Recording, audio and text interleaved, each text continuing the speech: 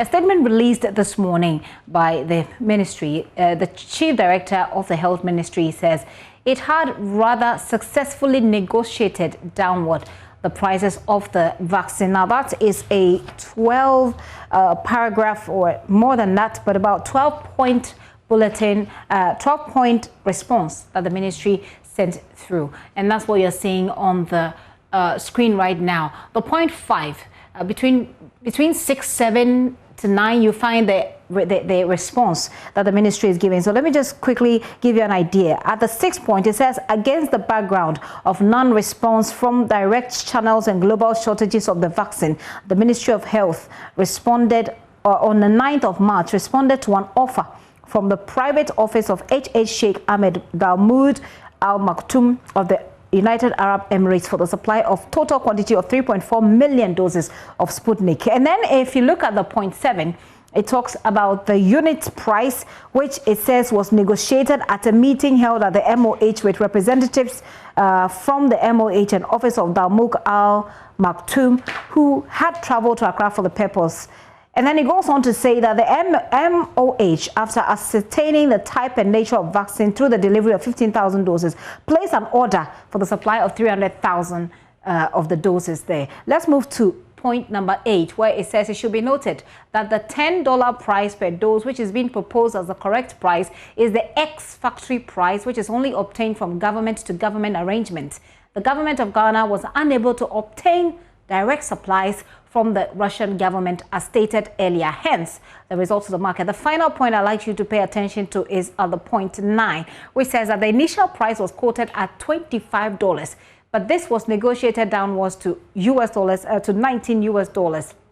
It says that this is a result of the cost build up to the ex-factory price of $10 per dose, taking into account the land transportation, shipment, insurance, handling, and special storage charges as explained by the seller. These are the factors which led to led us to agree with the final price of 19 per dose. So that's the explanation we're getting from the ministry of Health. Well, we're glad to have the chief director of the ministry, Kwabena Boadu Oko Afari. Sir, thank you very much for your time.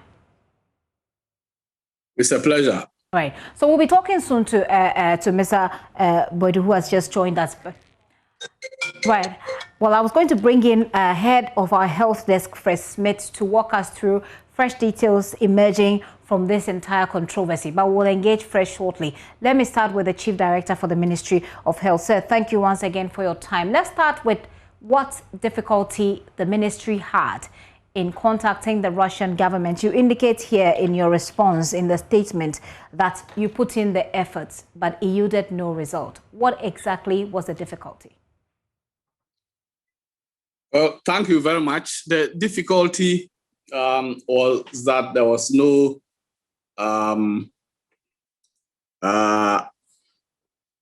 response in terms of availability for the Russian government and the manufacturer to sell the vaccine, that is Sputnik V, to the government of Ghana.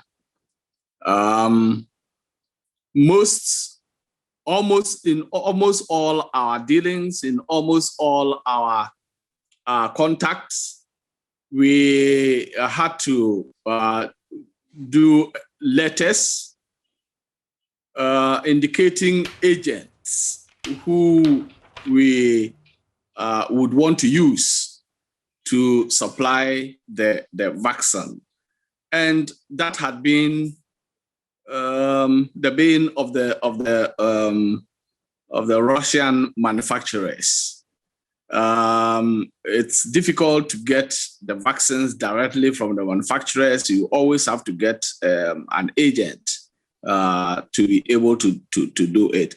The foreign ministry, I know, also spoke to the deputy Russian ambassador here with view to get them to help us to procure directly from the factory in Russia, but all of them did not yield any positive results, and therefore we thought that it was an opportunity for us when we were approached by Al Maktoum from the private office of the Sheikh in Dubai to have the vaccine supplied to the government of Ghana.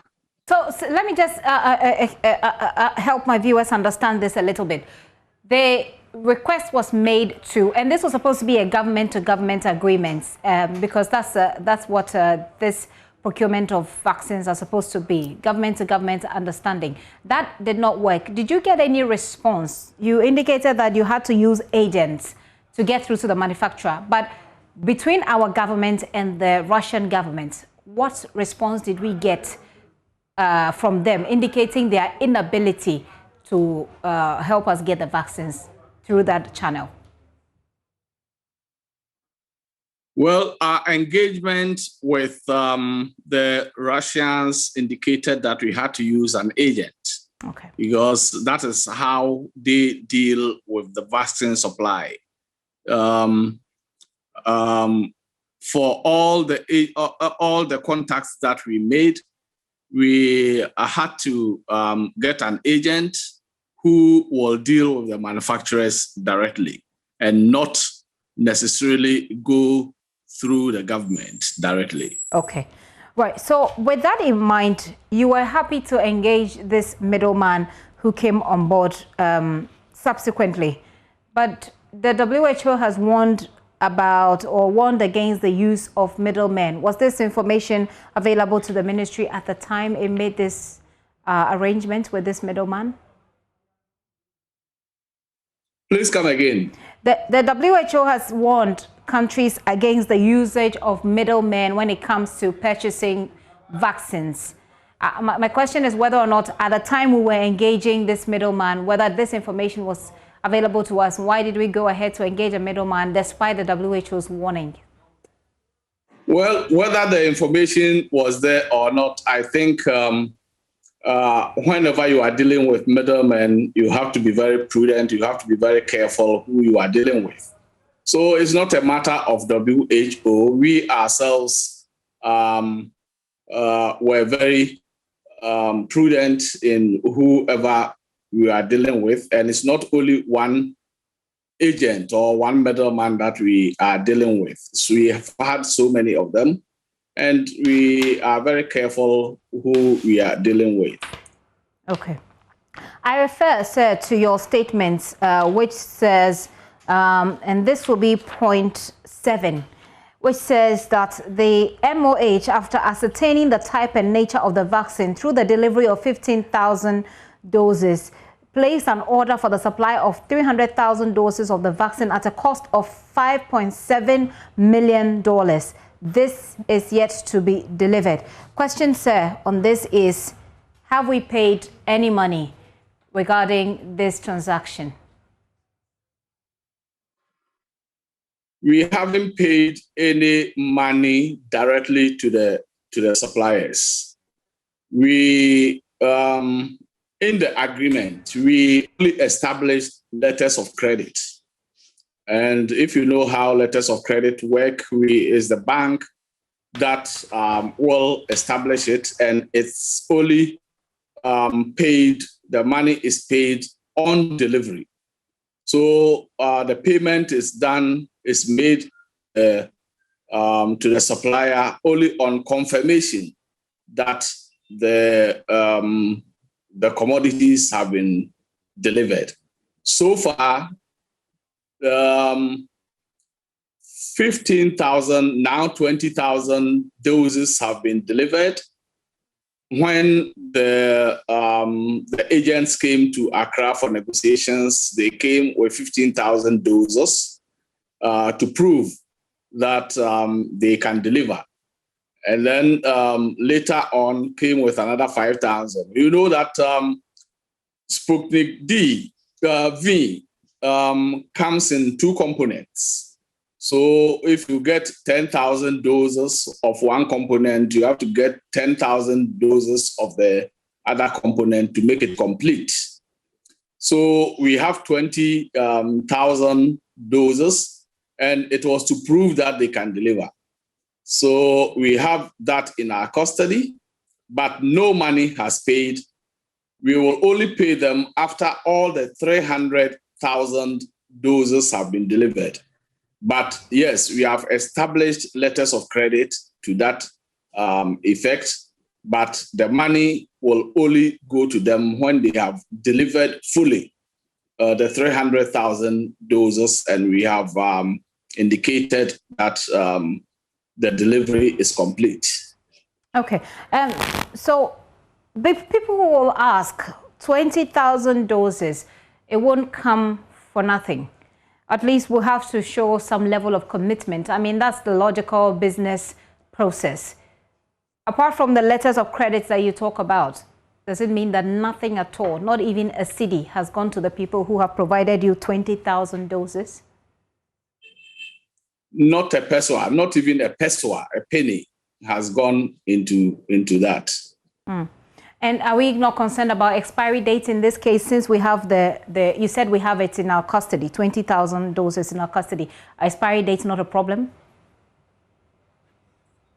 Well, we have an expiry date for the agreement as well, for the delivery of the 300,000 doses. I think, if my memory serves me right, we have up to the end of July for them to deliver. If they don't deliver by that time, I believe that we have to decide whether we will extend it or we will abrogate the contract. As to whether the 20,000 doses that we have will expire or not, I'm not too sure. But if it expires and they have not been able to deliver fully, I think that we have to talk about that. Okay. But yeah. So I just wanted to go back to that same point. That says in the point 7, it indicates that this undertaking, that's your statement. It says this undertaking includes an option to opt out of any obligations if supply conditions are not met. We are in June. You say that we're looking till the end of July, and if they're unable to deliver, what do we do? Are we going to opt out of this agreement by end of July? Well, that is the word says opt. It's an option. You can decide to either extend or to go out of it. So it's an option that will be left. You have to consider the situation and see whether genuinely they will not be able to deliver or whether they will be able to deliver. And then you decide whether you opt out or you give them an extension. But I believe that we will discuss that and we will be able to make an informed decision on that. Correct me if I'm wrong, sir. I just, my understanding initially was that the time frame within which they were supposed to deliver has expired. My understanding was they were supposed to have delivered in April, but you have just mentioned July. Help me understand what's happening here with the date. Breaking, come again. Yes, sir. Okay, I was saying that, help me to understand this properly, and if I'm wrong, correct me. My understanding was that the time frame within which they were supposed to deliver ended somewhere in April, but you have just mentioned July, and I want to understand what is happening with the months here, the April and July. What am I getting wrong? I'm not too sure about the April deadline. Maybe somebody saw a draft agreement, the initial agreement, and the person may not have seen the final agreement. It's possible that the person saw April when the initial agreement was being crafted. But as far as I'm concerned, the delivery period is up to the end of July. That means it can be earlier than that, but that is how it is. Okay. There is also the possibility that by the end of July, they would have brought some, but not all the 300,000 doses. What will we do? We will still be be in the contracts then, and we Well, cannot abrogate? if by the end of July they brought some of them and not all the 300,000 doses, we have to decide whether we will take the amount that have been delivered and pay them on a pro rata, because we know the price. If the price is $19 per dose, and they bring 100,000 doses, we just calculate and pay them if we still want to retain the 100,000 doses. Okay. So that should not be a problem at all, because in the letters of credit, the agreement is that they will only be paid on delivery, and we have to certify that they've been delivered. And let us also understand that it's not just a matter of delivering. All the vaccines that have come have to go through the Food and Drugs Authority for quality checks to see whether it's still efficacious or not before it is released. So whenever the vaccines come, they are, as it were, sort of quarantined until the Food and Drugs Authority comes out with their test results to show that it is efficacious and it can be used for the purpose for which it is intended. Okay. Before it is released. Let's go back to the agreement, sir. The minority on the Parliamentary Select Committee on Health has indicated that since this was an international agreement, then it should have come to Parliament. So why did you not go back to Parliament on the new contract? Well, I'm not too sure about that. I think that will be taken up by the Select Committee on Parliament. We will engage them and see what the issues are. But, well, that is the opinion of the minority in Parliament. I believe that it is something that will have to be discussed. They also say that at the time when they were being told it was $10, they were being told about this agreement, it was $10 that was pitched to them. Any explanation there? I don't know whether they were told that this particular Sputnik V was the $10. But yes, the ex-factory price is around $10. But ex-factory means that is the price that you get the vaccine at the manufacturing point. You have to, there are a lot of markups. You have to talk about transportation. You have to talk about land transportation, I mean. You have to talk about air freight. You have to talk about insurance and so many other costs that are added to it. Let us not also forget that because the agent is not a charity, they will also add a markup. And it's a market. You have to decide whether you want to buy it or not. And that is the dilemma in which we found ourselves. Either we buy the vaccine, because it is not only Ghana that has bought the vaccine at $19. And as we indicated in the release, the price was actually $25, and we sat down with them to negotiate to bring the price down.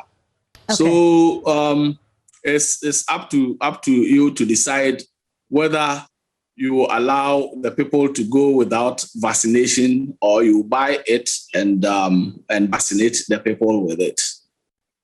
It is emerging, sir, that there's another contract signed with SL Global to procure the drugs at $26. What are the details?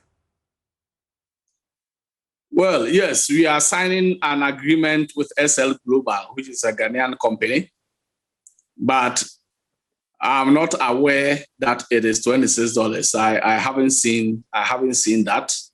I know that we are signing an agreement, and the price, as I'm aware now, is I think it's $18, and that is a type of vaccine that is called Sputnik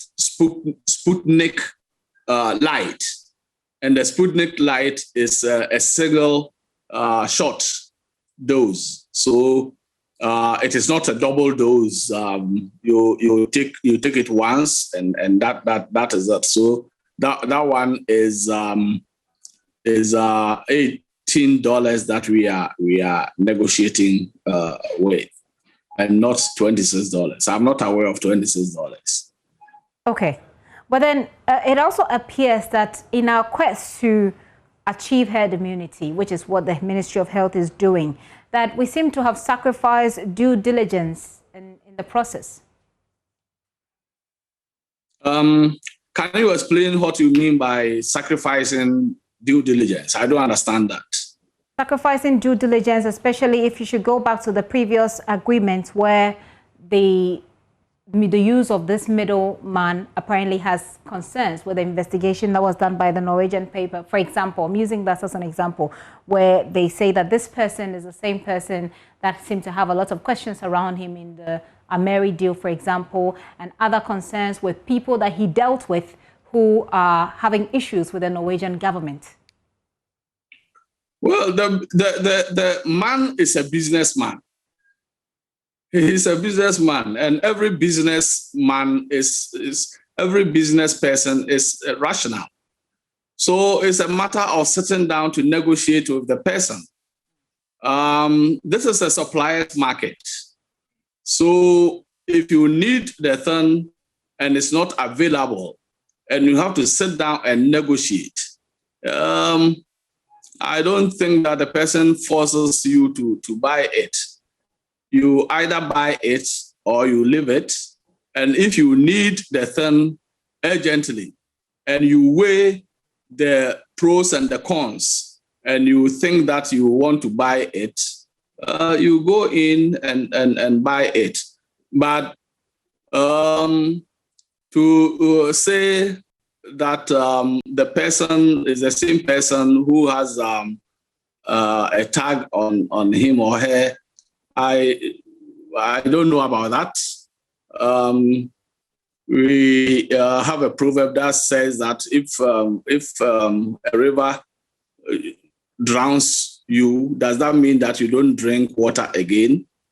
So you need a thing, the person has it. He negotiates with you and you think that the price is okay given the market conditions. So yes, we did the due diligence. We knew that the person was a business person, a businessman who is selling. As for other things about a person, I cannot tell. Wouldn't that be a part of the due diligence? Because if I'm dealing with somebody, I want to know what their track record is. And if it's dubious, and I'm using that word advisedly, I wouldn't go ahead with such a transaction. Well, if you are saying dubious, you are saying you are using it advisedly. Yes. But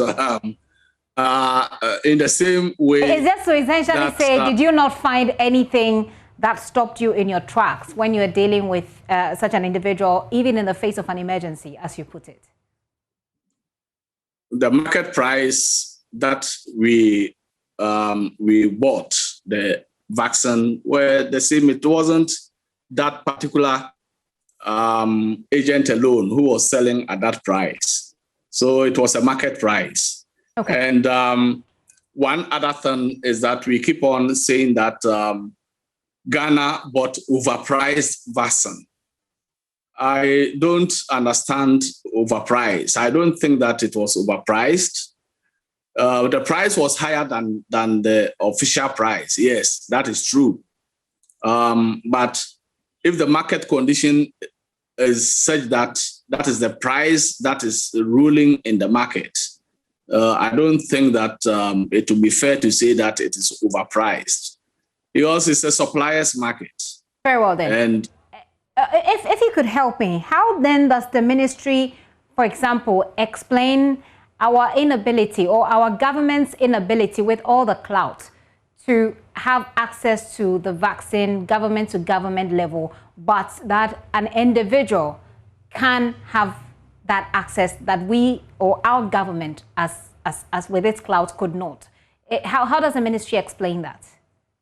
I think I explained that for the Russians, they will want to use agents to supply. The Russians will want to use, unlike the AstraZeneca, that they dealt with government to government most of the time and used the COVAX facility, UNICEF, to supply. For the Russians, they use agents, and the agents, you have to write an authority note to the agent, to the Russians, that you nominate this particular agent to deal with them. Very well said. So it's not like the government did not try to engage the manufacturers directly, but that is how they deal with their marketing. All right. So hang on for me, sir. I'll just take your final comments and then we call it a wrap. Really appreciate your time so far. I just want to bring in our head of health desk, Fred Smith, to just give us a little bit of an insight into the new SL Global agreements that we have cited. Fred, take it away. Fred, you have to unmute for us. Well, sorry about that. This agreement we've seen was signed on the 16th of March, and the health minister himself signed on behalf of the health ministry, or you say the government and people of Ghana. And then the managing director for SL Global, who signed on behalf of his company, and the witnesses for the Ministry of Health was Mr. Kwabena Bodu Oku Aferi, who you have in the studio speaking to right now. And this is what they are supposed to deliver per this agreement we've signed. 5 million doses of Sputnik V vaccines, which is indicated in the contract agreement.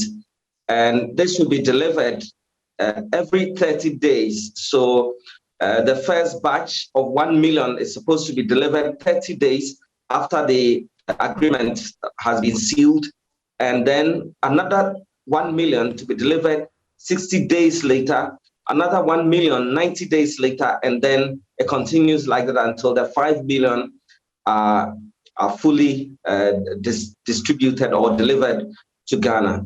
Now, there was a letter from the health ministry to the representative of the president at the finance ministry, which was requesting for the letters of credit to help facilitate this. And in this letter requesting this letter of credit, it indicated the total amount for the 130 million US dollars, which will exclude duties and taxes and payments, is supposed to be made for each invoice on the vaccines 3 years after delivery. And this letter is also signed by Mr. Kwabena Bodu Oku Aferi, who is the Chief Director for the Health Ministry, govt. And the indication is that the value of each dose is $26, and that's what we've signed onto. And so it cannot be lower. Fred, thank you very much for that insight there. Mr. Kwafari, I thank you once again for holding for us. So this particular deal, is it a done deal, signed, sealed? I believe that what's the name of the one who read the document? That's head of our health desk. His name is Fred Smith. Okay, I believe that let him come here. We will give him the most current of this. I believe that the agreement has been organic. I believe that was an initial agreement that was done. There have been revisions to it since. So when you get such things, please come to us and confirm. before you put it on in the public domain. Well, one of the things that you do as well is to get people like yourself to explain to the good people of Ghana so that they can follow the story step by step and understand and be on the same page with you, which is why we have brought it to you. So from my understanding of what you've just said, there has been some, changes in this particular statement. Does it change anything, including the $26 at which per dose? That's exactly what I'm saying. The pricing, I think, may not be accurate. Okay, so can you give us how much it is then? I have told you already. I said that is $18. $18.5. Okay. All right, sir. I'll say a very big thanks to you, but I'll take your final words. We've had a very lengthy conversation. What do you want the people of Ghana who are watching you, listening to you today, to take away from this conversation? I want people of Ghana, including you at the studios, to understand that we here are trying to do the best that we can to help Ghanaians. And sometimes we are in a dilemma. We have to choose between sometimes two bad things. So we have to weigh and see the pros and the cons. The two bad things here is the COVID and then the pricing of the vaccines. Should we leave the vaccines and allow Ghanaians to die, or we should procure the vaccines and save Ghanaians? But let me indicate that we are doing the best that we can. And if there is any misunderstanding, if you get any information, please, we have an open door. Come here. Let us engage us, and let us give you the latest information that we have. Very well. Thank you very much for reaching out, and thank you all for also listening. Thank you for your time. Thank you for your response. Look, we've been talking to the Ministry of Health. My name is Oku Aferi. Oku Aferi. I was just going to ask you. I wanted to be sure about that. Oku Aferi. Yes. Thank you. So that's Kwabena Boedu Oku Aferi. He's a chief. That's right. He's a chief director for the Ministry of Health.